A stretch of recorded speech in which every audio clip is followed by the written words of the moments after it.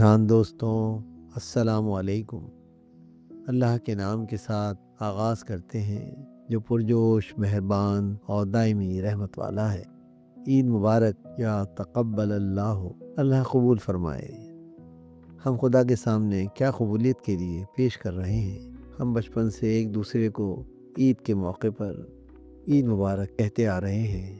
بلا شبہ ان الفاظ میں بھی ایک اپنائیت اور خوشی کا احساس ہے، لیکن در حقیقت یہ الفاظ ہماری تہذیب اور ثقافت کی پیداوار ہے۔ دوسری طرف اگر ہم تاریخ اوراق پلٹیں تو پتہ چلتا ہے کہ نبی کریم صلی اللہ علیہ وسلم کے صحابہ کرام عید کے موقع پر ایک دوسرے سے تقبل اللہ منی و منکا کہتے ہوئے ملا کرتے تھے۔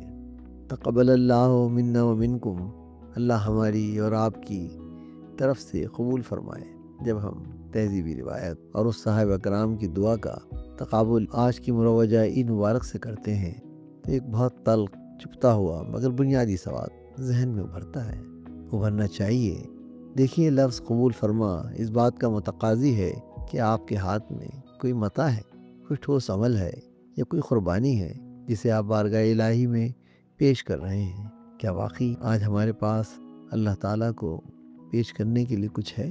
صحابہ کرام جب یہ دعا کرتے تھے تو ان کے پاس پیش کرنے کے لیے واقعی بہت کچھ ہوتا تھا۔ ان کے پاس نفس اور قابو پانے کی سخت ریاضت تھی، کریکٹر تھا۔ معاشرے میں عدل کے قیام کو یقینی بنانے کے لیے قول و فعل کے مطابق حکمت عملی تھی۔ وَكُونُوا مَعَ الصَّادِقِينَ وَقُولُوا قَوْلًا سَدِيدًا کی تصویر تھے۔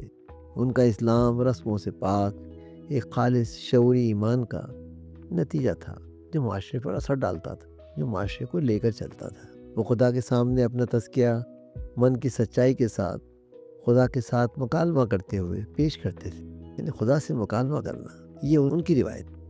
یا اللہ اسے قبول فرما، وہ خدا سے کہتے۔ لیکن آج جب ہم بحیثیت قوم یا امت اپنا جائزہ لیتے ہیں تو دل کانپ جاتا ہے کہ ہم مسلمانوں کی قومی حیثیت کیا ہے؟ ہم مسلمانوں کی قومی حیثیت کیا اس پوزیشن میں ہے کہ وہ خدا کے سامنے کچھ پیش کر کے کہیں کہ اسے قبول فرمائیے؟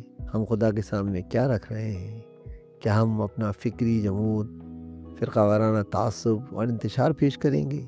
آج ہم قومی حیثیت میں ایک ایسی امت بن چکے ہیں جو ایک دوسرے کے گریبان کو چاک کر رہی ہے۔ ایک طرف پاکستان اور افغانستان کی سرحدوں پر کشیدگی، بد-اعتمادی، ایک دوسرے پر حملے، تو دوسری طرف مشرق وسطیٰ میں سعودی عرب و ایران کی سیاسی اور مسلکی رسہ کشی، ایک دوسرے سے خوف، اپنے ہی مسلمان بھائیوں کے خلاف محاذ آرا ہو کر اور نفرتوں کے بیج بو کر ایک دوسرے کی معیشت کو تباہ کر کے کیا ہم اس قابل ہیں کہ عید کے دن بارگاہ الہی میں کھڑے ہو کر کہیں کہ اے اللہ ہماری یہ حالت زار قبول فرما؟ کیا آج سعودی عرب ایران کو اور پاکستان افغانستان کو عید مبارک ہی کہنے کی پوزیشن میں ہے؟ ہماری سچائی یہ ہے کہ ہم نے رمضان جیسے تقوی کے مہینے کو کھانے پینے کا تہوار بنا دیا اور عید کو محض نئے کپڑوں، لذیذ پکوانوں اور رسمی ملاقاتوں کی نمائش تک محدود کر دیا۔ جب دین کی روح نکل جائے اور صرف تہذیبی قول باقی رہ جائے تو انسان شعوری طور پر خدا سے مخاطب ہونے کا یارہ کھو دیتا ہے۔ جب ہاتھ میں پیش کرنے کے لیے کوئی عمل ہی نہ ہو تو تقبل اللہ جیسے الفاظ کہنا بوجھل لگتے ہیں۔ شاید یہی وجہ ہے کہ ہم نے اس بھاری بھرکم اور جواب دہی کا احساس دلانے والی دعا کو چھوڑ کر ایک ہلکی پھلکی اور رسمی اصطلاح عید مبارک تخلیق کر لی ہے، کیونکہ عید مبارک کہنے سے کسی قسم کے تزکیہ نفس، کسی قربانی یا کسی شعوری عمل کا تشقاقے کا شعور نہیں پیدا ہوتا۔ وقت آ گیا ہے کہ ہم اس تہذیبی قول سے باہر نکلیں اور اپنی گریبان میں جھانکیں۔ اس سے پہلے کہ ہم خدا سے اپنے اعمال کی قبولیت کی دعا کریں، ہمیں یہ دیکھنا ہوگا کہ کیا ہمارے اعمال اس قابل بھی ہیں کہ انہیں بارگاہ الہی میں پیش کیا جا سکے۔